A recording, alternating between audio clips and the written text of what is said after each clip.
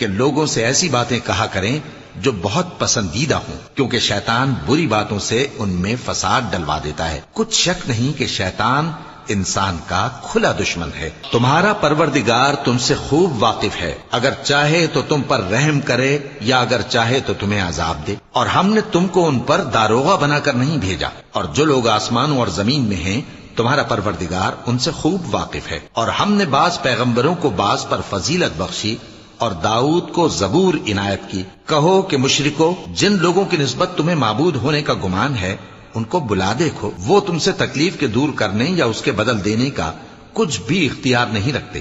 یہ لوگ جن کو اللہ کے سوا پکارتے ہیں وہ خود اپنے پروردگار کے ہاں ذریعہ تقرب تلاش کرتے رہتے ہیں کہ کون ان میں اللہ کا زیادہ مقرب ہوتا ہے، اور اس کی رحمت کے امیدوار رہتے ہیں اور اس کے عذاب سے خوف رکھتے ہیں۔ بے شک تمہارے پروردگار کا عذاب ڈرنے کی